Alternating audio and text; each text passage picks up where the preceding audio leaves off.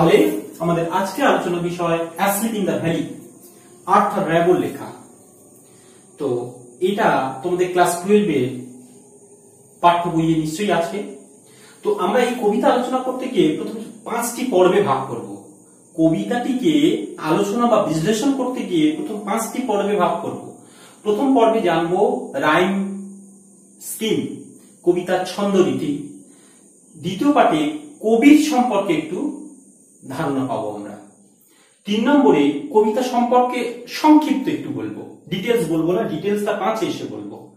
আর 4 নম্বরে এসে বলবো কবিতার ব্যাকগ্রাউন্ড, অর্থাৎ সেই প্রত্যেকটি কবিতা লেখার ভিতরে কবির কি ভাবনা থাকে, কবিতার নানান উপাদানগুলো কি কি থাকে সেটা নিয়ে আলোচনা করব। আর 5 নম্বর থেকে বললাম সম্পূর্ণ আলোচনাটা করব কবিতাকে, অর্থাৎ এই 5টি ভাগে আমরা এখন ভাগ করব। ছন্দরীতি, কবি সম্পর্কে জানবো, একটু কবিতার ধারণা দেব, কবিতার উপাদানগুলো জানবো, আর আমরা চেষ্টা করব কি কবিতার বিস্তারিত জানতে। এই 5টি পর্বে আলোচনা করব। চলো লেটস স্টার্ট। ছন্দরীতি সম্পর্কে বলি। তাহলে তোমাদের এই ছন্দরীতি সম্পর্কে বলতে কি আমি আমাদের পূর্বের একটি ভিডিওতে এই সমস্ত ছন্দরীতিগুলো আলোচনা করেছিলাম, অর্থাৎ অ্যাসলিপ ইন দ্য ভ্যালি। এই ছন্দরীতি এখানে মেনটেন করা হচ্ছে সনেট, তো ইতালিয়ান সনেট। অ্যাকচুয়ালি সনেটের জন্মদাতা পেত্রার্ক। তো সেই সনেট সম্পর্কে আমরা আলোচনা করেছি, ডিটেলস ভিডিও আমরা ডেসক্রিপশন বক্সে সেই ভিডিও লিংক দিয়ে দেবো, তোমরা এই সনেট সম্পর্কে আরো বিস্তারিত জানতে পারবে। অথবা এই ভিডিওর শেষ অংশে আমি রাইম স্কিমটা জুড়ে দেব। তোমরা যারা আগ্রহী তারা রাইম স্কিমটা শেষ অংশে দেখে নেবে। আমি ভিডিওটা প্রথম অংশে দেবো না, এই জন্যই অনেকে দেখা শুরু করতে গিয়ে এত ডিটেলস আলোচনা বোঝার মানসিকতা নাও থাকতে পারে, ফলে আমি শেষ অংশটাকে দেব তোমাদের ভিডিওর সাথে যোগ করে, অর্থাৎ আমি দ্বিতীয় থেকে এখন শুরু করব। চলো এইবার কবি সম্পর্কে কিছু ধারণা নিই। আমাদের কবি 854 খ্রিস্টাব্দে জন্মগ্রহণ করেছেন আর মৃত্যু হয়েছে 891, মাত্র 37 বছর বয়সে। কিন্তু মজার বিষয়, এই কবি তিনি তার সমস্ত লেখা শেষ করেছেন টিনেজারে, অর্থাৎ তিনি 15 বছরে তার লেখা প্রকাশ করেছেন। আর তার সাথে সাথে প্রায় 19 বছর পর্যন্ত লিখেছেন, দ্বিমত 20 বছর তার মধ্যে লিখেছেন। আর তিনি লেখালেখির মধ্যে ছিলেন না, কিন্তু তার লেখাগুলো খুব পপুলারিটি পেয়েছে, এখনো আমাদের মধ্যে তো আছে, নিশ্চয়ই বুঝতে পারছো, সিলেবাসে আছে। তো ইনি তার শেষ জীবন কিন্তু ভালোভাবে কাটাতে পারেননি। 37 বছরের ভিতরে অনেক সমস্যার মধ্যে তিনি গেছেন, যেমন তার আর্থারাইটিসের জন্য একটা পা বাদ দিতে হয়েছিল, আর সেখান থেকে আবার ক্যান্সার দাঁড়িয়ে যায় এবং তার মৃত্যু হয় খুব দ্রুত, মাত্র 37 বছর বয়সে। অনেকটা আমাদের কবি সুকান্ত ভট্টাচার্যের মতো, তিনি তো আরো আগে মরেছিলেন, তবুও তার লেখাগুলো আমাদের সৃষ্টির মধ্যে রয়ে গেছে। তো এই হচ্ছে আর্থার র্যাবো, তার একটা আমরা ইন্ট্রোডিউস করলাম। তো এই আর্থার র্যাবো আমরা তার পরের পার্টটাকে আমরা দেখব, কবিতার একটু অংশ নিয়ে আলোচনা করব, সংক্ষিপ্ত একটু অংশ। আচ্ছা, কবিতার বিষয়টা একটু বলি। একটা উপত্যকার মধ্যে এক সৈনিক, সে ঘুমাচ্ছে, আর সূর্য, উপত্যকার মধ্যে থাকা নানান প্রকৃতি তাকে উষ্ণ রাখছে, আরাম করিয়ে রাখছে, সেই ঘুমটাকে আরামের ঘুম করাচ্ছে। তারপরে এই ঘুমের মধ্যে বৈপরীত্য কি আমরা তার কবিতার শেষ অংশে এসে পেয়ে যাই। সেই সৈনিকটি কেন ঘুমাচ্ছিলেন, তো সেটা আমরা বুঝতে পারি। তো এই হচ্ছে কবিতার বিষয়বস্তু। তো আমরা সেটা শেষের দিকে বলবো কিভাবে সেই কবিতাটি বিস্তারিত বিশ্লেষণ হয়েছে। তো তার আগে একটা কবিতা 4 নম্বরে চলে আসি। কবিতা আমরা এইখানে কি কি উপাদান থাকতে পারে, প্রথমে কোথা থেকে নেওয়া হয়েছে বলে দিই একটু। এটা সাধারণত লে বা লা ডারমিউর লেভাল নামে কবিতাটি প্রকাশিত হয়েছিল, স্প্যানিশ নিশ্চয়ই। তো পোয়েসিস নামক কবিতা সংকলনের মধ্যে, কবিতা গুচ্ছর মধ্যে এটি প্রকাশিত 1872 খ্রিস্টাব্দে। এবার আমরা যদি বলি উপলক্ষ্যতা কি, অর্থাৎ এই কবিতা তিনি লিখেছেন সাধারণত একটা যুদ্ধের ভয়াবহতাকে সামনে নিয়ে আসার জন্য। যুদ্ধ দ্বারা তিনি প্রভাবিত হয়েছেন, তো সেইখানে সেই যুদ্ধকে তিনি তার জীবনে একটা সময় যুদ্ধের মধ্যে অংশগ্রহণও করেছিলেন, ফলে এইরকমই সমস্যার ভিতর দিয়ে তিনি যুদ্ধের ভয়াবহতা তুলে ধরেছেন। শুধু তাই নয়, আমরা জানবো তিনি যুদ্ধের দুটো দিক তুলে ধরেছেন সেখানে। একটা এই যে আমি বলেছি ফিউটিলিটি আর একটা পিটি, এই দুটো অংশ এখানে তুলে ধরেছেন। তারপর আমি বলছি ইমেজ। প্রত্যেকটা কবিতার ভিতরে একটা সিনেমাটিক ইমেজ তৈরি হয় আমাদের মধ্যে। একটা কবিতা লাইন পড়তে পড়তে তার ভিতরে দেখবে একটা সিনেমার মতো গল্প আমাদের ভিতরে তৈরি হয়ে যায়, একটা অভিনীত হচ্ছে যেন। তো প্রত্যেকটা গল্পের ভিতরে যেমন কবিতার মধ্যেও থাকে, তো প্রত্যেকটা কবিতার একটা ইমেজ তৈরি হয়। এই কবিতা ইমেজগুলো কি আমরা একটু একটু করে জানবো। কন্ট্রাস্ট, বৈপরীত্য। আমাদের এই কবিতার মধ্যে কি বৈপরীত্য অবলম্বন করা হয়েছে, অর্থাৎ বিপরীতধর্মী ধারণা দেওয়া হয়েছে, সেটা এখানে আমরা পাবো। তো এইখানে দেখো আয়রনি অর্থাৎ সংশ্লেষ, শ্লেষ কি ব্যবহার করা হয়েছে। শ্লেষ বলতে একটা কবিতার মধ্যে যেটা আমাকে বোঝাতে চাইছেন কবি, সেইটা যখন আমি বুঝে যাচ্ছি সেই ভাবটা, কিন্তু তার পিছনে তিনি অন্য লজিক দেখাচ্ছেন, এটা হচ্ছে আয়রনি বা শ্লেষ। অর্থাৎ আমি যদি তোমাকে বলি যে তুমি খুব ভালো, কিন্তু তুমি প্রতিনিয়ত দিনে প্রায় 10 ঘন্টা মোবাইল ইউজ করো, পড়াশোনার জন্য মাত্র 1 ঘন্টা সময় দাও, অ্যান্ড ডট ডট ডট। তো এই যে তুমি ভেবে দেখো তোমার সম্পর্কে এই প্রশংসা করলাম, কিন্তু আদৌ তুমি নিশ্চয়ই বুঝতে পারছো এটা প্রশংসা না। তা এইটাই হচ্ছে শ্লেষ, অর্থাৎ কবিতার একটা আমি বলবো কিন্তু ভিতর থেকে মিনিংস করাবো অন্য। তো এইরকম এই কবিতার মধ্যে শ্লেষ কি ব্যবহার হয়েছে সেটা আমরা একটু জানার চেষ্টা করবো। আর সিম্বল মানে প্রতীক, প্রত্যেক কবিতার একটা প্রতীক থাকে। প্রতীকী বলতে কি, আচ্ছা সাপোজ আমি তোমাদের দেখি এই যে একাডেমিয়ার যদি আমি একটা লোগো ব্যবহার করতে চাই, আই সাপোজ ধরো এই যে এইরকম কিছু একটা ব্যবহার করলাম জাস্ট, তো এইখানে এ আর এন আছে, তো একাডেমিয়া নির্জন স্যার, অর্থাৎ এইরকম ভাবে আমি একটা লোগো তৈরি করলাম। এটা দেখলেই লোকে বুঝবে যে এটা তো সিম্বল। এই কবিতায় কি সিম্বল হিসাবে ব্যবহার হয়েছে সেটাও আমরা এখানে জানার চেষ্টা করব। আর আছে ইলুয়েশন, ভ্রান্তি। কবিতার ভ্রান্তি, অর্থাৎ কবি আমাদের এক জিনিসের মধ্যে দিয়ে নিয়ে যাচ্ছেন, কবিতার শেষে তিনি আমাদের ভুল ভাঙিয়ে দিচ্ছেন। অর্থাৎ আমরা যেটা ভাবছিলাম, যে কল্পনা করে যে বিস্তার লাভ করছিল মনের মধ্যে যে ইমেজগুলো, সেই ইমেজগুলোকে তিনি কাঁচের মতো ভেঙে ভেঙে দেবেন আমাদের সম্মুখে।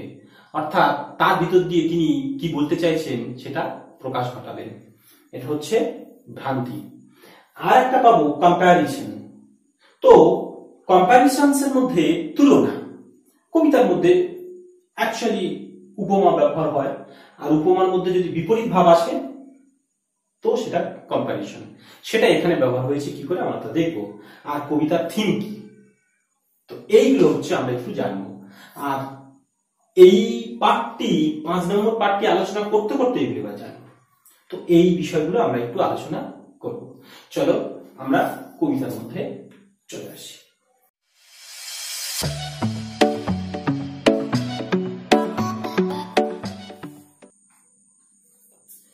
তাহলে আমরা 5 নম্বর অংশে চলে এলাম, ইন্ট্রোডাকশন, অর্থাৎ সম্পূর্ণ কবিতা সম্পর্কে একটু তোমাদের ধারণা দেব। যেখানে আমি একটু কবিতা পড়ি, তো পড়তে পড়তে আমি সমস্ত মিনিংস গুলোকে ব্যাখ্যা করার চেষ্টা করব। এ স্মল গ্রিন ভ্যালি, একটা ছোট্ট সবুজ উপত্যকা। হোয়ার এ স্লো স্ট্রিম ফ্লোস, যেখানে একটা খুব ধীর গতি স্ট্রিম, ঝর্ণা, ফ্লোস, প্রবাহিত হচ্ছে, বয়ে যাচ্ছে। এ স্মল গ্রিন ভ্যালি, একটা ছোট্ট সবুজ উপত্যকা। উপত্যকা কি? উপত্যকা হচ্ছে পাহাড় দ্বারা বা পর্বত দ্বারা বেষ্টিত মাঝখানের কিছু সমতল ভূমি। এদিকে হয়তো পাহাড় আছে, এদিকেও পাহাড় আছে, কিন্তু সে দুটো পাহাড় যেখানে শেষ হয়েছে তার মাঝখানে কিছু সমান ভূমি থাকে, সেগুলো উপত্যকা বলা হয়। নদীর বিচারে যদি বলি, একটা নদী যার ভিতর দিয়ে জল বয়ে যায়, সেটা তার উপত্যকা। তো এইখানে সেরকম দুটো পর্বতের মাঝের অংশ উপত্যকা। সেই রকম একটা উপত্যকা যেখানে সবুজ ঘাসে ভরা, সেইখানেই খুব ধীর গতিতে একটা ঝর্ণা বয়ে বয়ে যাচ্ছে।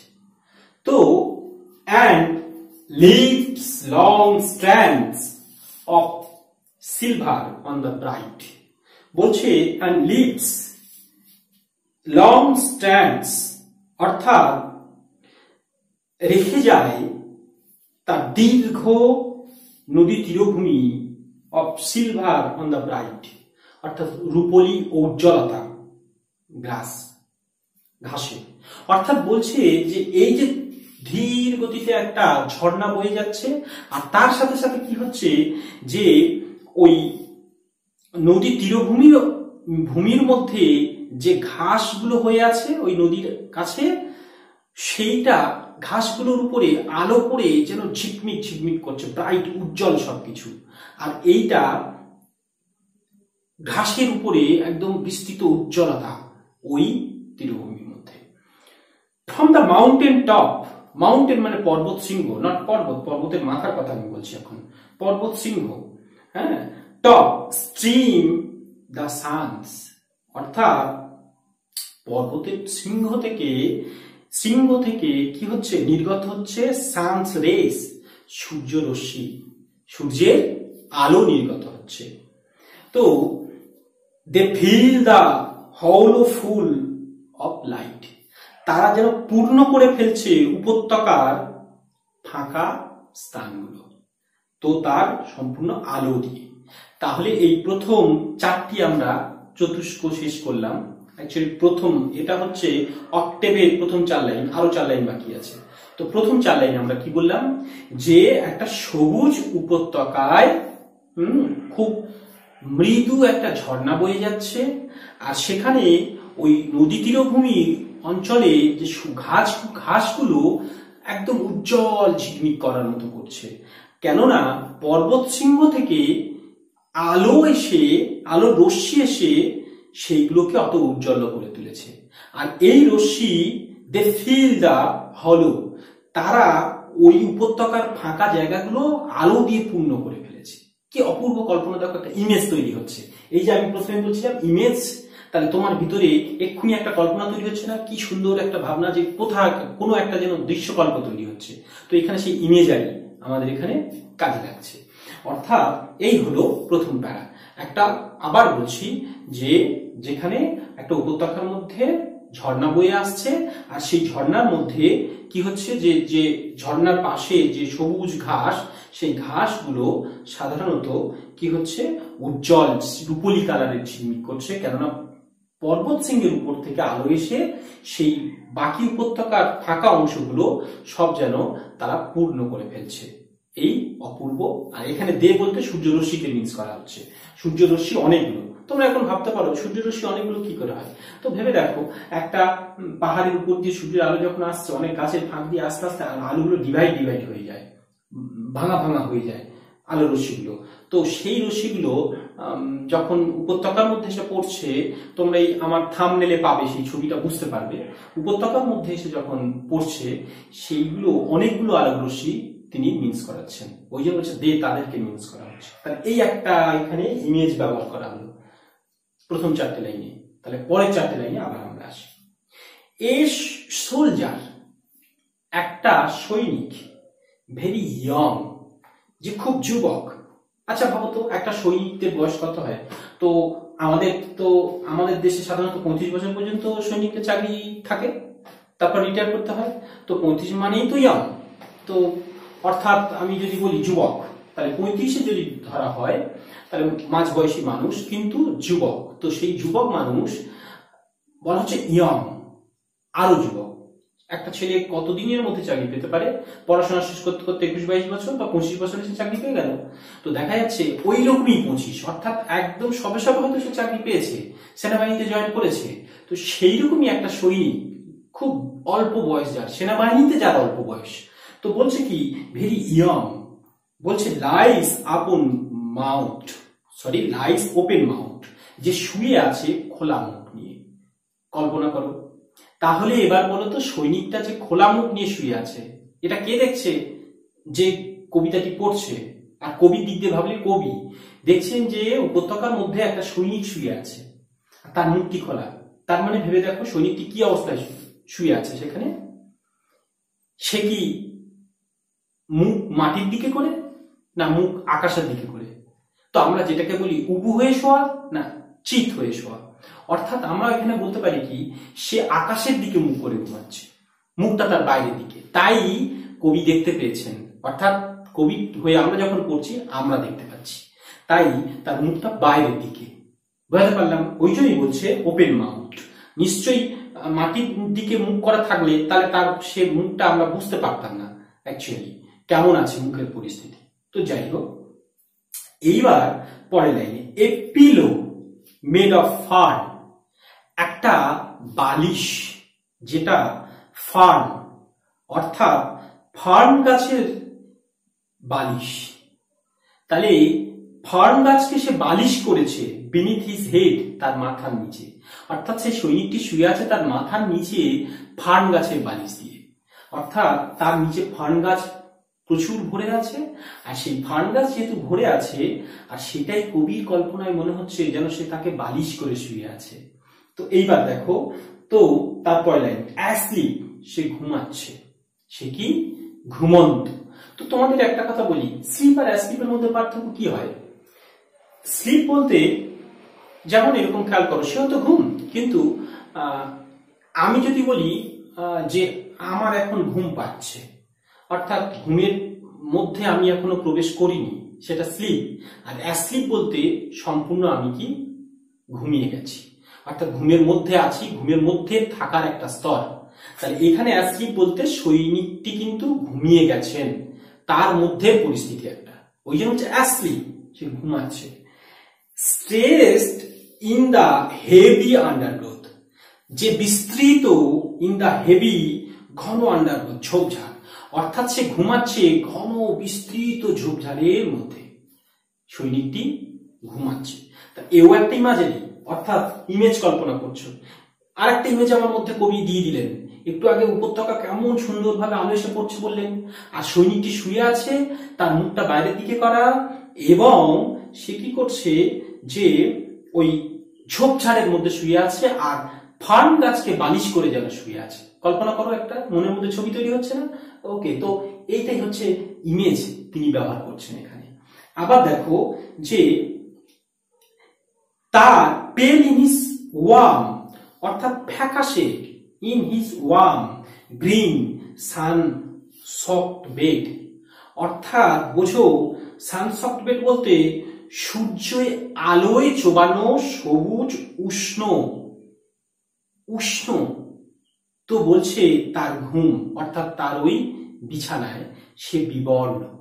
বোঝো, সূর্যের আলোয় স্নান করানো বা সূর্যের আলোয় চোবানো তার সবুজ উষ্ণ ওই যে তার ঘুম যেন ফ্যাকাশে হয়ে আছে, এই একটা তিনি ইঙ্গিত দিচ্ছেন। তো এইটা আমরা শেষ করলাম অক্টেট পার্ট, অর্থাৎ অষ্টক। আমরা এই ছন্দটিকে নিশ্চয়ই আমি বলেছি শেষে যোগ করব, বুঝতে পারবো এটা আমি কি বলছি, শেষে ওটা দেখে নেবে। তাহলে তার পরের লাইনগুলো আসি। His fit among the flowers, foot মানে পা, ফিট পা দুটি, পায়ের পাতা দুটির কথা বলছে, দুটো পায়ের কথা বলছে। অ্যামং দ্য ফ্লাওয়ার, ফুলগুলোর মধ্যে। এমন মানে কি জন্য ব্যবহার হয়? প্রিপজিশনালি। এটা সাধারণত দুটোর মাঝখানে কেউ যদি থাকে তাহলে সেটা হবে, এই যে আমার হাতে বই এবং এই এর মাঝখানে যদি কেউ একজন অংশ থাকে তাকে আমরা তাহলে কি বলবো? বিটুইন, দুজনার মধ্যে। তোমার মধ্যে এপারে এক বন্ধু, এপারে এক বন্ধু, তুমি মাঝখানে দাঁড়িয়ে ক্লাস শুনছো, তাহলে তুমি বিটুইন। কিন্তু অনেকের মধ্যে যদি থাকে সেটা হচ্ছে এমন। তাহলে এইখানে তাই বলা হচ্ছে হিজ ফিট, তার পা দুটি, অ্যামং দ্য ফ্লাওয়ার্স, ফুলের মধ্যে, এন্ড হি স্লিপস, সে ঘুমায়। অর্থাৎ ফুলের মধ্যে তার পা রেখে সে ঘুমাচ্ছে। হি স্মাইল, তার হাসি, ইজ লাইক অ্যান ইনফ্যান্টস, অর্থাৎ একটা শিশুর মতো তার হাসি, শিশুর মতো সরল হাসি, তার উপমা ব্যবহার করা হলো। যাই হোক, জেন্টল, শান্ত, এবং উইদাউট গাইল, কোনো কপটতা নেই, ছলনা নেই, সেই তার কি স্মাইল, হাসির মধ্যে, অর্থাৎ কোনো কপটতা নেই। তাহলে যুদ্ধ মানুষকে কি দেয়? সত্যি ছলনা দেয়, কপটতা দেয়, যত আমরা বড় হই ধীরে ধীরে আমাদের মধ্যে এই সবগুলো চলেই আসে, কিন্তু শিশু একদম পবিত্র সরল ঈশ্বরের সমান ধরা হয়, তার মধ্যে এই কপটতা ছলনা থাকে না। সেই সৈনিকটি ঘুমাচ্ছে, সেইখানে কিন্তু সে তার মুখ আকাশের দিকে করা আছে আর মুখটা একটু হাসির ভাব, আর সেই হাসির ভাবটাই কবি কল্পনা করছেন যে এক সরল শিশুর মতো, ভীষণ সরল শিশুর মতো, যার মধ্যে কোনো কপটতা নেই। পরের লাইনে আসি। বলছে ও নেচার কিপ হিম ওয়ার্ম, ও প্রকৃতি তুমি তাকে উষ্ণ রাখো। হি মে ক্যাচ কোল্ড, ওর হয়তো ঠান্ডা লেগে যেতে পারে। ও প্রকৃতি তুমি তাকে উষ্ণ রাখো, ও হয়তো ঠান্ডা লেগে যেতে পারে। তো দ্য হাউমিং ইনসেক্টস, অর্থাৎ গুনগুন করতে থাকা পতঙ্গেরা, ডন্ট ডিস্টার্ব হিজ রেস্ট, অর্থাৎ তার এই বিশ্রামের একটু ব্যাঘাত ঘটাচ্ছে না। এই যে গুনগুন করতে থাকা পতঙ্গ যারা ওই উপত্যকার মধ্যে উড়ে উড়ে বেড়াচ্ছে, তাদের আওয়াজে এই সৈনিকটির ঘুমের কিন্তু ব্যাঘাত হচ্ছে না। সৈনিকটি আনন্দে ঘুমিয়েই চলেছেন, আনন্দে ঘুমিয়েই চলেছেন। তো হি স্লিপস ইন সানলাইট, সে সূর্যের আলোয় ঘুমাচ্ছে। On hand on his breast, একটা হাত তার বুকের উপর। তাহলে ব্রেস্ট বলতে, তাহলে চেস্ট আর ব্রেস্টের মধ্যে একটু পার্থক্য যেটা বলছিলাম। ব্রেস্ট বলতে আমরা বলছি বুকের স্তন গ্রন্থির উপরের অংশ দিকে বলা হচ্ছে। তো সৈনিকটি তার ওই বুকের উপর হাত দিয়ে সে কি ঘুমাচ্ছে। তো এইখানে তাই বলছে তার একটা হাত তার বুকের উপর, সে কি করছে, সূর্যের আলোর মধ্যেই সে ঘুমাচ্ছে। অ্যাট পিস, শান্তির ঘুম। In his side there are two red holes, অর্থাৎ in his side there are two red holes, আর ঠিক তার এক সাইডে কি হচ্ছে যে দুটো লাল গর্ত।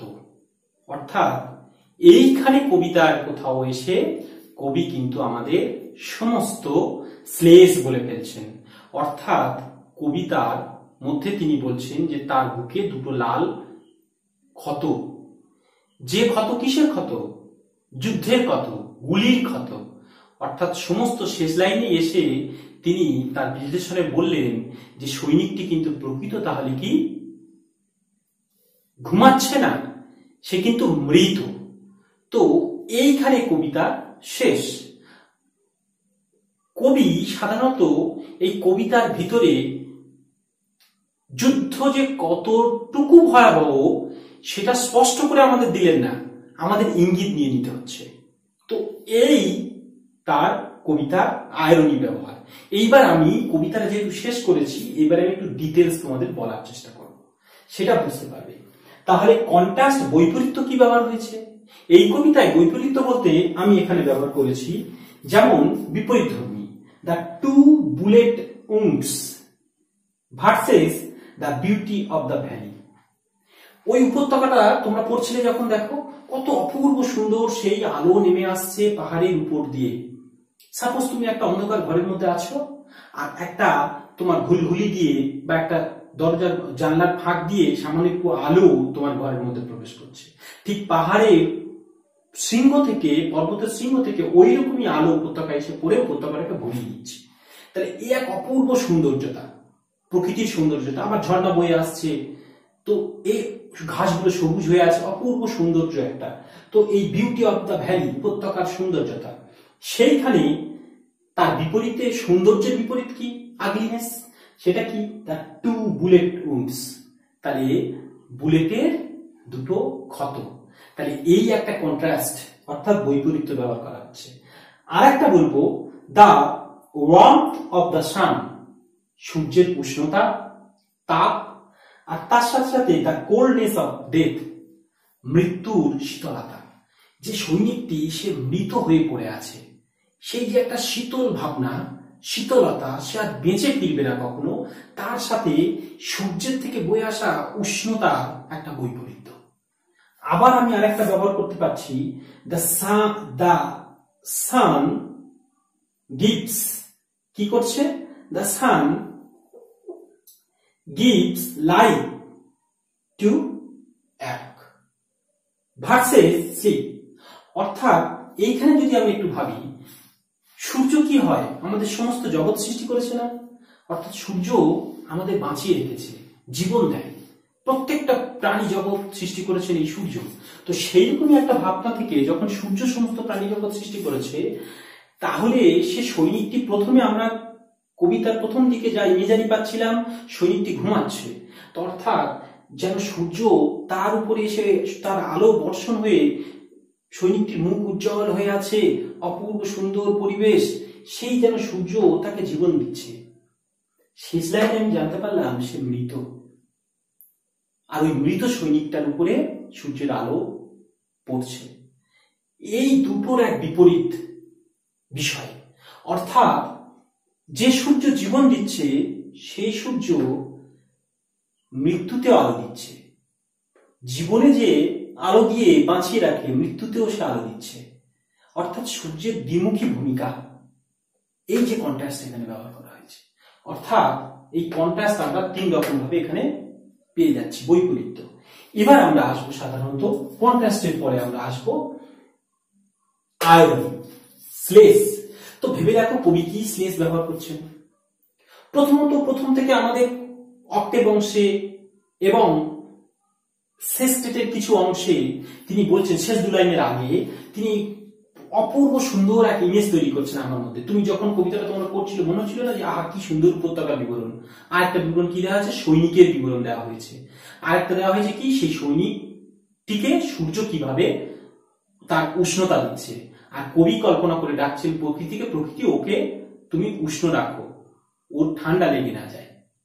তো এই যে আমাদের ভিতরে কি কল্পনা হলো তখন, যে একটা অপূর্ব ধারণা যে আহা কি সুন্দর উপত্যকা, এইরকম একটা উপত্যকা যদি আমরা এরকম শুয়ে থাকতে পারতাম আর আকাশের দিকে মুখ করে, অপূর্ব দৃশ্য একটা, তাই না?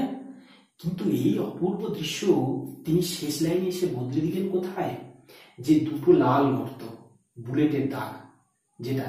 অর্থাৎ আমরা এত অপূর্ব যে ভাবছি, আর প্রকৃতির মধ্যে সৈনিকটি শুয়ে আছে, আমাদের ভাবনার মধ্যে এই আমাদের ভাবনাগুলোকে মনে করে একটা কাছের অংশ, আর তুমি হাত থেকে কাঁচটাকে ফেলে দাও, মুহূর্তে ঝনঝন ঝনঝন করে সবকিছু ভেঙে টুকরো টুকরো টুকরো টুকরো হয়ে যাবে না? তা এই যে টুকরো টুকরো হয়ে যাওয়া, তিনি আমাদের এই কল্পনা, আমাদের ভিতরে যে কল্পনা বইয়ে দিয়েছেন, তা মুহূর্তে শেষ লাইনে এসে ভেঙে দিচ্ছেন তার তীব্র ব্যঞ্জনা দিয়ে। অর্থাৎ যে যুদ্ধের ভয়াবহতা দিয়ে, যে ভয়াবহ কি নিষ্ঠুর, যেটা আমি এতক্ষণ ভালো ভালো বলছিলাম, সেটা তিনি মুহূর্তে ব্যঞ্জনা সৃষ্টি করে দিয়েছেন। অর্থাৎ স্লেস আমাদের যেন একটা আঘাত করছে। দেখো তোমরা মানুষ হয়ে ওই সৈনিকটিকে এই যুদ্ধ খেলার মধ্য দিয়ে তাকে হত্যা করেছ। এত অপূর্ব প্রকৃতি কিন্তু তাকে হত্যা করেনি, প্রকৃতি তাকে কি করেছে, কন্ট্রাস্টে, অর্থাৎ প্রকৃতি তাকে বাঁচিয়ে রাখার চেষ্টা করছে উষ্ণতা দিয়ে। প্রকৃতি সবাইকে মহান করে, কিন্তু তোমরা তাকে হত্যা করেছ। এই যে কবিতার মধ্যে আয়রনি ভাব, স্লেস, এইটা এখানে ব্যবহার হয়েছে। অর্থাৎ প্রকৃতি যে আমাদের বাঁচিয়ে রাখছে, আর অপূর্ব সুন্দর দৃশ্যকল্প কবি আমাদের উপহার দিচ্ছেন, সেই দৃশ্যকল্প শেষ লাইনে এসে তিনি ভেঙে দিচ্ছেন ওই স্লেস দুটি গুলির চিহ্ন ব্যবহার করে।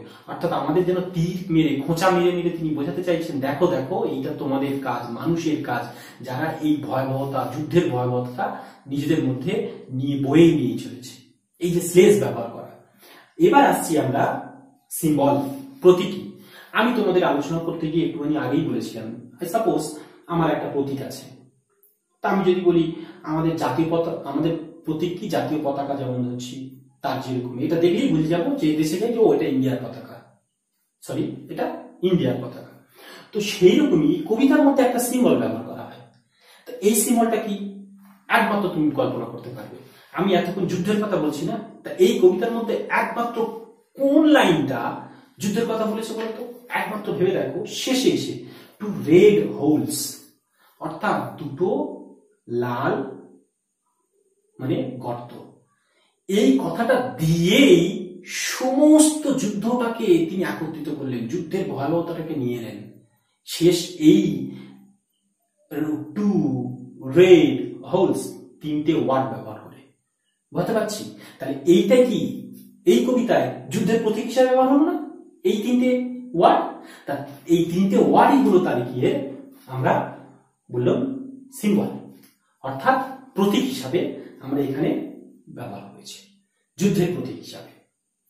আচ্ছা, এবার আমি আসি ইলিউশন, ভ্রান্তি। ভ্রান্তিটা কি এক্ষুনি আলোচনা করেছি। তিনি আমাদের অপূর্ব সুন্দর প্রকৃতির একটা বর্ণনা দিয়েছেন।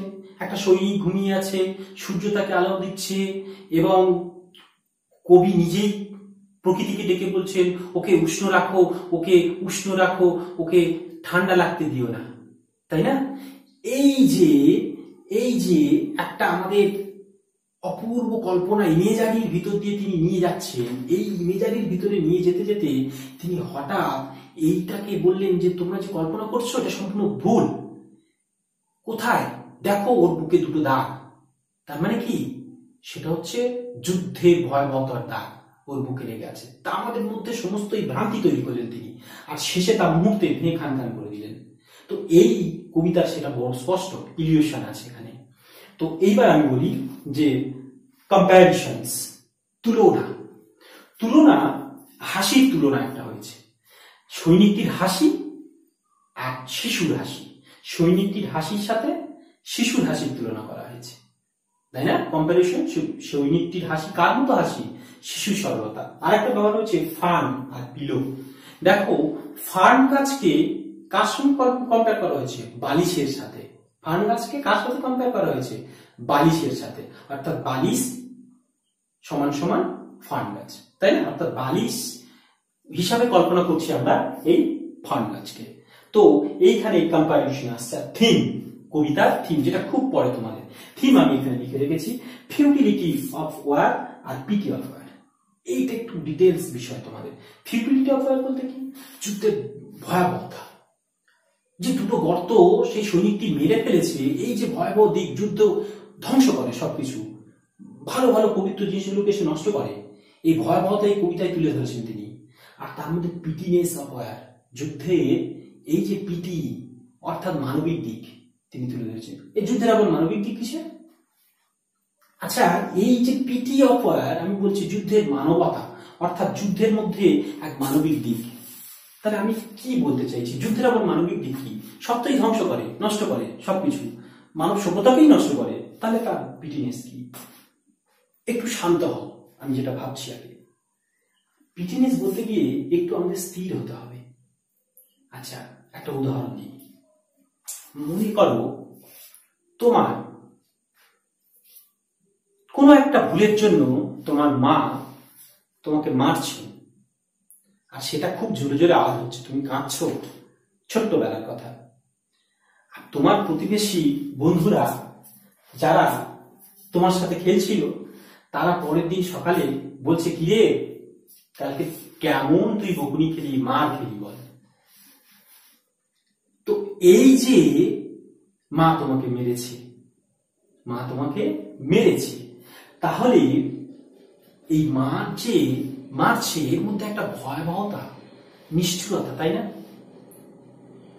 আচ্ছা, তুমি মাথা নিচু করে আছো, হ্যাঁ মা মেরেছে, কিন্তু তারা কিন্তু এটা দেখেনি তোমার ওই মা মারতে মারতে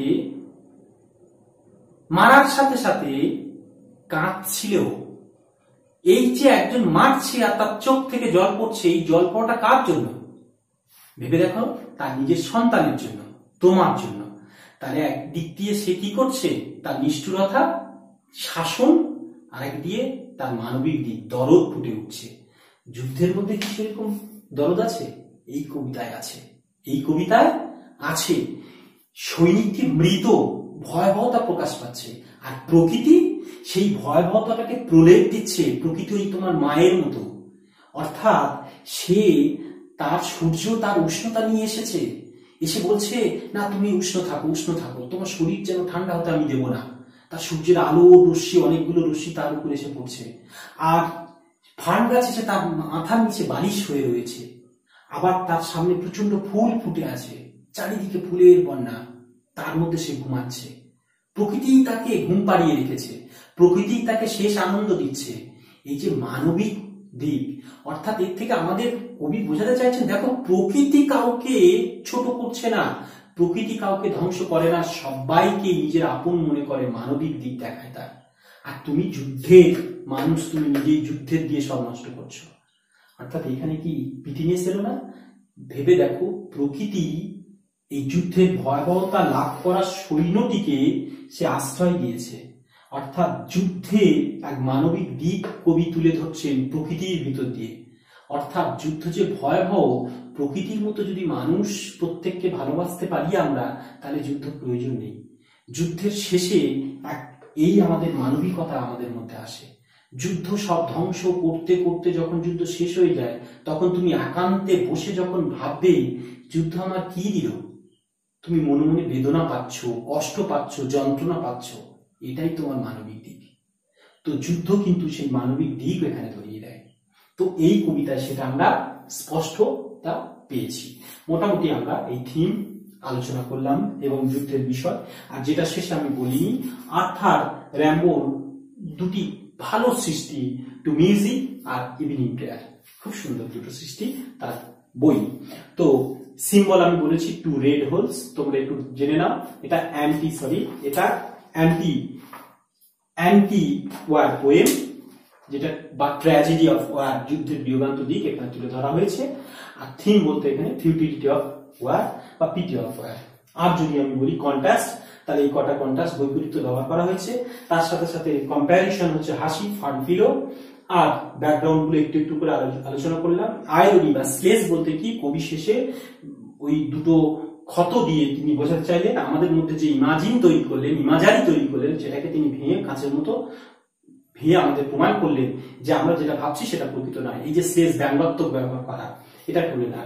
প্রতীকী বলতে সিম্বল, এই তো এক্ষুনি বললাম যে টু রেড হোলস, যেটা যুদ্ধের প্রতীক হিসাবে এটা এখানে ব্যবহার করা হচ্ছে। যুদ্ধের একমাত্র এই কবিতার প্রতীক কি, দুটো ডাল গর্ত, এটাই। তো এইখানে হচ্ছে আর সোর্স, উৎস কোথা থেকে নেওয়া হয়েছে কবিতাটি, নিশ্চয়ই তোমরা এটা আমি বলেছি। আর রাইম স্কেল এবার আমি যোগ করে দেবো, তোমরা প্লিজ এই রাইম স্কিমটা দেখে নাও। সত্যি সত্যি খুব উপকৃত হবে। যত দূর পড়বে ওই রাইম স্কিম কিন্তু ভীষণ ভীষণ তোমাদের কাজে আসবে। আর এই সনেট সম্পর্কে তোমাদের ধারণা মুহূর্তে বদলে যাবে। প্লিজ পরের অংশটা দেখো।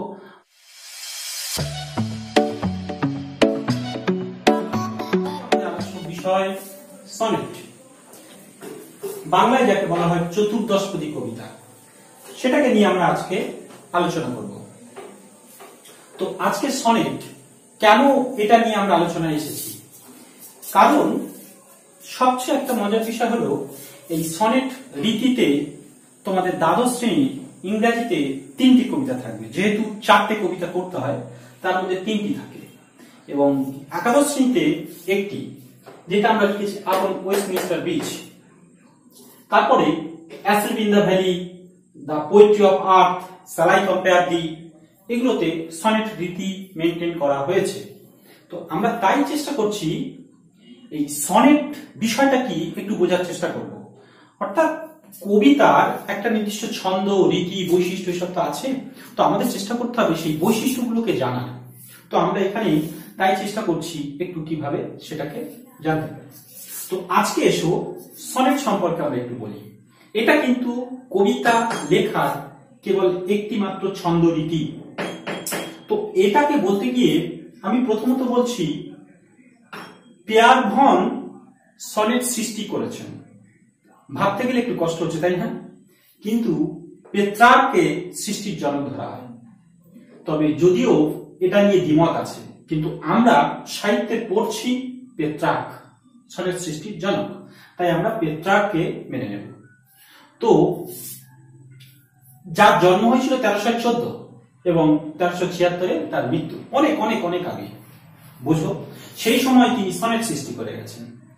তাহলে সনেট বলছি যখন, এই বিষয়টা কি তোমরা একটু খেয়াল করো। সনেট বলতে আমরা যেটাকে বলবো চতুর্দশপদী কবিতা, অর্থাৎ 14টা করে লাইন থাকবে এই কবিতার মধ্যে। কটা করে লাইন থাকবে? 14টা করে লাইন। এইবার আমি তোমাদের স্ট্রাকচারটা একটু বলি। এইখানে এই যে নম্বর বসানো আছে 8, এই যে টোটাল 14টা, অর্থাৎ এইরকমই 1 2 3 4, এই করতে করতে 14টা লাইন ওকে, তো পেত্রাক যে বৈশিষ্ট্যটি সৃষ্টি করেছেন সেটার মজার বিষয় হলো তিনি বলছেন যে এইখানে তার ছন্দরীতিতে প্রথমে এই দুটি ভাগ করেছেন, অর্থাৎ গুনে দেখো 1 2 3 4 5 6 7 8 8টি লাইন নিয়ে তিনি তার একটা ছন্দরীতি মেনটেন করেছেন। সেটাকে বলা হয় অষ্টক বা ইংরেজিতে বলে অক্টেভ। ওকে, তার পরবর্তী তিনি 6টা ছন্দরীতিকে তিনি মোটামুটি 3 ভাগে বিশ্লেষণ করেছেন এই ছন্দরীতি। এখন এইগুলো কি একটু পরে বলছি। তো এই 3টে রীতিতে তিনি বর্ণনা দেবেন। সেই 6টাকে বলা হয় শতক। তাহলে 8 আর 6 14টা লাইন কমপ্লিট হয়ে গেল। তাই একে বলা হয় সেস্টেট। তো এটা অক্টেভ, এটা সেস্টেট। মাঝখানে কিন্তু একটু গ্যাপিং থাকে, দেখো এই 8টা একটা গুচ্ছ করে আর এটার একটা একসাথে। তো এটা পেত্রার্কিয়ান সনেট এই রীতিতে এরকম। তারপরে এইখানে সেস্টেটে এসে তিনি ডিভাইড করে দিয়েছেন এবং বিশ্লেষণ করেছেন ভালোভাবে। তো পেত্রাকের একটা বৈশিষ্ট্য, তিনি এই যে 8টা লাইন নিয়ে একটা জায়গায় আসেন সেটাতেই তিনি তার কবিতার ভাবটাকে প্রকাশ করেন, ভাব নিয়ে আসেন। আর বাকি 6টাতে তিনি সেই ভাবের বিশ্লেষণ করেন, ব্যাখ্যা করেন এবং তার সেই ভাবের ব্যাখ্যার পরিসমাপ্তি ঘটান। ওকে, তো এইখানে তো এইবার আমাকে জিজ্ঞেস করতে পারো যে স্যার তাহলে এটা কি করছি আমরা, যে এইখানে যে লাইনগুলো আমরা লিখেছি, একটা কবিতার 4টে লাইন আমি ছন্দরীতি বোঝাবো বলে লিখে রেখেছি, এই আপন ওয়েস্টমিনিস্টার ব্রিজের থেকে 4টে লাইন লিখে রেখেছি। তো তার এই যে পার্টটা আমি বললাম এটা হচ্ছে পেত্রার্কীয় সনেটের মিল। তো এইবার যেমন এই যে এইটা লেখা হয় কি ছন্দে আমি তোমাদের একটু বলে দিই। সাধারণত এই কবিতাটি লেখা হয় অক্ষরবৃত্ত ছন্দে। কোন ছন্দে? তাহলে অক্ষরবৃত্ত ছন্দে। তো আমাদের বাংলা কবিতায় সাধারণত সমস্ত কবিতার এই 3টি ছন্দরীতি মেনটেন করা হয়। একটা হচ্ছে দলবৃত্ত, কলাবৃত্ত বা মাত্রাবৃত্ত বলা হয়, অনেক অনেক নাম আছে, মিশ্রবৃত্ত বা অক্ষরবৃত্ত, এইরকম করে ধরা হয়। তো এই অক্ষরবৃত্ত ছন্দে এটাকে লেখা হয়, অক্ষরবৃত্ত ছন্দে। তো অক্ষরবৃত্ত ছন্দটা কি, তা আমি এখানে একটা দল ভাগ করে রেখে দিয়েছি নিরুদ্দেশ শব্দটাকে দিয়ে, দল ডিভাইড করেছি।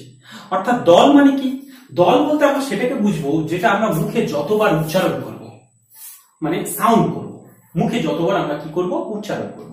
যেমন আমি নিরুদ্দেশ শব্দটাকে যদি ব্যবহার করি, দেখো নিরুদ্দেশ শব্দের মধ্যে তুমি নিজেই বলে দেখো নি রুদ দেশ, তাহলে নি রুদ দেশ 3বার মুখ থেকে বললাম না। এই এক একটাকে দল বলা হয়। দল আমি 2 ভাগে ভাগ করতে পারি। একটা হচ্ছে যেটা শেষে স্বরবর্ণ দিয়ে শেষ হয়েছে সেটা মুক্ত দল, আর যেটা শেষ হয়েছে ব্যঞ্জন বর্ণে সেটা রুদ্ধ দল। মানে সহজ করে বোঝো, দুটো করে জোর থাকবে। যেমন নি, একে যদি ভাঙি দন্তন্য যুক্ত হস্যই নি, তো হস্যইটা স্বরবর্ণ, অর্থাৎ এটা হচ্ছে মুক্ত দল। রুদ্ধ, যখন মুখ উচ্চারণ নি রুদ্ধ দেশ, রুদ্ধটা দয়ের কাছে এসে থামছি না, তাই রু আর দ একসঙ্গে হয়েছে রুদ্ধ। তাই এই যে শেষে দ ব্যঞ্জন বর্ণ দিয়ে শেষ হয়েছে এটা হবে রুদ্ধ দল। ঠিক দেশটাও তালবেশ্ব দিয়ে শেষ হয়েছে, তাকেও কিন্তু ওই আমরা রুদ্ধ দলে ফেলবো। তো মুখ থেকে আমরা যতবার উচ্চারণ করব সেগুলোকে এক একটা দল বলা হবে। আর এই দলগুলোকে ডিভাইড করতে করতে ছন্দের যে রীতি পাবো তাকে আমরা মাত্রা বলবো, যেখানে আমি মাত্রা নির্ণয় করে রেখেছি। এই যে এগুলোকে মাত্রা নির্ণয়ের পদ্ধতি, তারই একটা পদ্ধতি হচ্ছে অক্ষরবৃত্ত ছন্দ। ওকে, দেখো তো প্রথমে হচ্ছে আমি দলবৃত্ত, মুখ থেকে যে কটা উচ্চারণ, নি রুদ দেশ 3বার বললাম, তাই না? তো এই নি রুদ দেশ এই 3বার 1 2 3টে, তাহলে এটা কটা মাত্রা হবে? 3টি মাত্রা হবে, 3টি মাত্রা। এইবার তাকাও, নি রুদ দেশ এটা হচ্ছে কলাবৃত্ত বা মাত্রাবৃত্ত নীতি, এইটা একটু আগে দলবৃত্ত বললাম। তাহলে নি রুদ দেশ, ভেবে দেখো যে কটা আমরা বর্ণ বসিয়েছি প্রত্যেকটার একটা একটা করে আমরাকে কি ধরেছি, এখানে মাত্রা ধরেছি। নিও একটা, আর রুদ্ধ দল হলেও দুটো ধরতে হবে। দেখো এরও রুদ্ধ দল কিন্তু দুটো, তাহলে 1 2 3 4 5। আর এইখানে দেখো এটা গেল তোমাদের কলাবৃত্ত ও মাত্রাবৃত্ত বললাম। এইবার অক্ষর বৃত্ত অর্থাৎ যে ছন্দে আমরা এই পড়ব সেইখানে দেখো নি রুদ দেশ। তাহলে যদি এই যে শব্দটা প্রথমে অথবা মাঝে রুদ্ধদল থাকলেও তাকে এক মাত্রা ধরা হবে, কিন্তু শেষে যদি রুদ্ধদল থাকে তাকে 2 মাত্রা ধরা হবে। যেমন দেখো নি একটা অলরেডি ঠিকই আছে, রুদ্ধ তাহলে দুটো হয়েছে এখানে, কিন্তু এখানে তা হবে না, কেন মাঝখানে আছে বা প্রথমে যদি থাকে তাহলে তার একটা ধরতে হবে। তাহলে নি রুদ্ধ একটা ধরলাম, একটা দুটো। আর দেশ দেখো শেষের শব্দ, তাই দেশকে দুটো ধরতে হচ্ছে, অর্থাৎ দেখো 4টে হলো না। তাহলে খেয়াল করো নিরুদ্দেশ দলবৃত্ত হলে 1 2 3 মাত্রা, যদি কলাবৃত্ত বা মাত্রাবৃত্ত হয় তাহলে 1 2 3 4 5 মাত্রা, আর যদি অক্ষরবৃত্ত হয় তাহলে কত 1 2 3 4 4 মাত্রার অক্ষরবৃত্ত। তো এই 4 মাত্রা, এই যে যেটা বললাম 4 মাত্রা, এইরকম মুখ থেকে আমি যে 4 বার বলবো, এই যে 4 মাত্রা করতে করতে করতে করতে যদি আমরা এইরকমই 8 মাত্রা 8 6 মাত্রায় আসি, 8 আর 6 অর্থাৎ এই যে একটা লাইনের মধ্যে ছন্দরীতিটা 8 প্লাস 6 থাকবে ডিভাইড হয়ে, এই মাত্রা মিলে গিয়ে একটা লাইন শেষ হবে।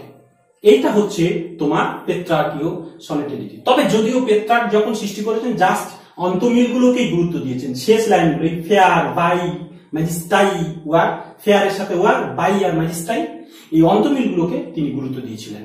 সেই অনুযায়ী তিনি এই ছন্দরীতি কমপ্লিট করেছেন। কিন্তু পরবর্তীকালে আরো জটিল হয়ে গেছে, যেমন পয়ার। পয়ার কাকে বলে? অ্যাকচুয়ালি কিন্তু অক্ষরবৃত্ত ছন্দে লেখা এই সনেট কিন্তু পয়ার, যেটা মাইকেল মধুসূদন দত্ত প্রচুর ব্যবহার করেছেন আমাদের। তো আরেকটা বলে রাখি, বাংলা সাহিত্যে সনেট আনার মূলে বা জনক বলা হয় মাইকেল মধুসূদন দত্তকে। ওকে, তো যাই হোক, পয়ার তাহলে 8 আর 6 ছন্দে। কি করে আমি ব্যাপারটা বোঝাই দেখো, একটা আমি মাইকেল মধুসূদন দত্তের লাইন তোমরা বঙ্গভাষায় পড়েছো, হে বঙ্গ ভান্ডারে তব বিবিধ রতন। তো এই পর্যন্ত তোমরা একটু ভেবে দেখো, পর্ব যদি এই পর্যন্ত ভাগ করি তাহলে কি হচ্ছে, এইটা একটা 8 মাত্রার পর্ব হয়ে যাচ্ছে, আর এটা 6 মাত্রা। দেখো তুমি মুখ থেকে বলো হে বঙ্গ ভান্ডারে তব, 8টা এই পর্যন্ত দেখো। ওকে, তাহলে 8টা মিলল। তারপরে দেখো বি বি ধো র তন, তন একসঙ্গে বলছি কিন্তু শেষে আছে বলে ত দন্তন্য কি হবে, দুটো হবে না, এই যে বলেছি দুটো, তাহলে 2 মাত্রা হবে, বোঝা যাচ্ছে। তাহলে 8 6, তাহলে এইখানে ছন্দবিধি কি এলো, তাহলে 8 আর এটা কি হলো 6, 8 6 মাত্রার ছন্দ এখানে কমপ্লিট হয়ে গেল। তো এইটা হচ্ছে পয়ার রীতি। কিন্তু পরবর্তীকালে রবীন্দ্রনাথ ঠাকুর তিনি যখন সনেট লিখছেন, না পেত্রার্ককে অনুসরণ করছেন না শেক্সপিয়ারকে অনুসরণ করছেন। শেক্সপিয়ার কিন্তু পেত্রার্ককে অনুসরণ করেনি, তিনি তার নিজের ছন্দ বৈশিষ্ট্যে এক ধরনের সনেট সৃষ্টি করেছেন, সেটা আমি পরে ওপারে যাব। কিন্তু এখানে বিষয় হচ্ছে যে রবীন্দ্রনাথ ঠাকুর কিন্তু তার এক ছন্দ রীতি মেনটেন করেছেন এই সনেট লিখতে গিয়ে, সেটাকে নাম দিয়েছেন তিনি মহাপয়ার। তাহলে তিনি কি করেছেন, তাহলে প্রথমটা এই যে বললাম 8টা, আর পরেরটা তিনি তখন কি করেছেন 10 মাত্রা ব্যবহার করেছেন। তাহলে 8 10 18 মাত্রা। ওই জন্য আমরা যদি বলি সনেট কি, তাহলে বলবো 14 বা 18 মাত্রায় লেখা 14 লাইনের কবিতা হচ্ছে কি সনেট। আর যার অন্তমিল গুলো এইরকম ছন্দ বা এই শেক্সপিয়ারের ছন্দ বা ওই ছন্দগুলো মেনটেন করা হয়ে থাকে। তাহলে তোমরা মোটামুটি এখন বুঝতে পারছো পর পর মহাপর কি। ওকে, তাহলে এবার আমরা আসবো এই কবিতার কিছু একটু স্ট্রাকচার নিয়ে, তার আগে শেক্সপিয়ার এবং ফরাসিকে একটু আলোচনা। আমরা এখন আলোচনা করব পেত্রার্কিয়ান সনেটের বৈশিষ্ট্যগুলো, যিনি সৃষ্টিকর্তা। তার আগে বলি সনেট যেটা অ্যাকচুয়ালি ইতালিক শব্দ, তোমরা এখানে খেয়াল করো, যেটা অ্যাকচুয়ালি ইতালিক শব্দ সনেট্টো থেকে সনেট কথাটা উৎপত্তি হয়েছে। এই সনেট্টো বলতে কি, সনেট্টো বলতে দা লিটল সাউন্ড বা সং, লিটল সাউন্ড অল্প একটু শব্দ বা গান, অল্প গান। তার মানে অল্প নয়, ব্যাপারটা হচ্ছে সুরেলা, খুব মিষ্টি, সুইট, এটাকে মিক্স করা আছে। তো এইটা হচ্ছে ইতালি, তো সনেট কথাটা এসেছে। এইবার আমরা যেটা করব যে পেত্রার্ক, যেখানে আমরা বলছি যে তিনি ছন্দরীতি কিভাবে মেনটেন করছেন, আর শেক্সপিয়ার পরবর্তী সময়ে এসে তিনি ছন্দরীতি কিভাবে মেনটেন করছেন সেটাকে আমরা আলোচনা করবো। আর তারপরে ফরাসিরা এক ধরনের ছন্দরীতি মেনটেন করার চেষ্টা করেছেন, তো তাদের ছন্দরীতি আমরা বোঝার চেষ্টা করব। চলো এখন আমি এই আপন ওয়েস্টমিনস্টার ব্রিজ ক্লাস এক্সআই বা একাদশ শ্রেণী কবিতার থেকে সনেট থেকে আমি একটু বোঝার চেষ্টা করেছি। এইখানে প্রথম লাইনটা একটু পড়ি, আর এইটা দ্বাদশ শ্রেণী অ্যাসলিপ ইন দ্য ভ্যালি। আরো তোমাদের আছে নিশ্চয়ই দ্য পোয়েট্রি অফ আর্থ, দেখো তোমরা নিচে লেখা আছে, বা তার নিচে স্যালাই কম্পেয়ার, যেটা হয়তো তোমরা দেখতে পাচ্ছ না। যাই হোক, এগুলো সব কিন্তু সনেট। তো দেখো, earth has not anything to show more fair, dull would he be of soul who'd pass by, a sight so touching in its majesty, এই যে by majesty, this city now doth like a garment wear। তো এই চারটে line আমি পড়ছি, fair wear, by majesty, by tie, I, এই যে মিল দুজনের মধ্যে, আর ফেয়ার ওয়ার। তাহলে এই যে এক ধরনের কথা লিখেছেন ফেয়ার, তাকে তুমি মনে করো এ, আর এই বাই এর সাথে মিল আছে কি, নেই তো, তাই তাকে মনে করো আরেকটা নাম দাও বি। আর ম্যাজিস্টাই, তাহলে এই বাই টাই একই মিলে যাচ্ছে না, তাকেও তাহলে তুমি নাম দাও বি। আর ওয়ার্ডটা দেখো ফেয়ার, এর সাথে এটা একটু মিল না, তাই তাকে নাম দাও এ। যদি তুমি এটা বাংলায় নাম করতে চাও, তাহলে এখানে তুমি লিখতে পারো ক খ, আবার এখানে খ, আবার এখানে ক, তাই না? বাংলা কবিতা যখন আলোচনা করতে চাইবে বাংলা ক্লাসে, তখন তাহলে তুমি এটাকে মেনটেন করতে পারো। সেখানে বাংলা কবিতার ক্ষেত্রেও কিন্তু এই বিষয়টা চলে আসবে। আবার পরের গুলো আমি আর লিখিনি, লাইনগুলো এইখানে সেটা বসিয়েছি। একটু শেষটা তোমরা বই ফলো করে দেখবে, বা দেখো স্ক্রিনে আমি অ্যাড করতে পারি পরে। দেখো এইখানে দেখো বেয়ার, এর পরের লাইনটা ছিল, আমি জাস্ট শেষ আমি শব্দটা লিখে নিয়েছি, বেয়ার, তারপর লাই স্কাই ইয়ার, বেয়ারের সাথে ইয়ার, লাই স্কাই, বোঝা গেল। আবার দেখো এ বিবি এ, দেখো এ বিবি এ, তাহলে সম্পূর্ণ এটা লিখছেন উইলিয়াম ওয়ার্ডসওয়ার্থ। কাকে স্মরণ করছেন? পেট্রার্কিয়ান সনেট না, ওকে, ইতালিয়ান সনেট, বইয়ে তোমাদের লেখাও থাকবে ইতালিয়ান। তো দেখো এই হলো, তাহলে অর্থাৎ এই একটা ছন্দরীতি। তাহলে এটাও তুমি নাম দিতে পারো ক, তাহলে এইবার ক না দিয়ে যদি নাম দিই A B B S, same জিনিস আছে, তাহলে আবার বলো ক খ খ ক। কেননা ফেয়ারের সাথে দেখো বেয়ার মিল গেছে না, তাই ওকে আবার ক নাম দিয়ে দিয়েছি।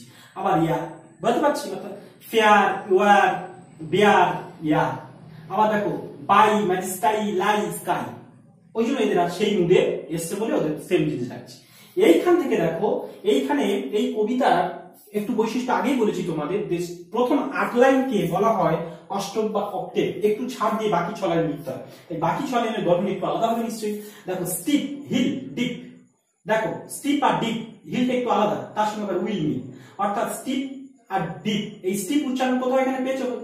পয়ের মতো শেষে উচ্চারণ নিশ্চয়ই পাওনি, তাই ওকে আমরা আলাদা একটা দিতে হবে, সি নাম দিলাম। আবার হিল এখানে কোথাও পাইনি, তাই ওকে একটা ডি নাম দিলাম। আবার দেখো ডিপ, তাই এর মতো হয়ে গেছে, তাই ওর নাম সি। আবার দেখো উইলটা হিলের মতো হয়েছে, তাই তার দিলাম আমি এই জিনিসটা আবার ফেলে এখানে বসিয়ে দিলাম, অর্থাৎ সিডি সিডি। তারপরটা দেখো অ্যাসলিপ আর স্টিল, আবার সিডি, এর সাথে এর মিল। দেখো এইভাবে হয়েছে কি, অর্থাৎ পেট্রার্কিয়ান এই রীতিটি মেনটেন করেছেন উইলিয়াম ওয়ার্ডসওয়ার্থ, পেট্রার্কের। আর তাহলে পেট্রার্ক কিন্তু এইভাবে 3 রকম পরবর্তীকালে আরো ছন্দ লেখার চেষ্টা করেছেন, এবং পরে আরো ইতালিয়ানরা আরো অনেক অনেক ছন্দরীতি সৃষ্টি করেছে।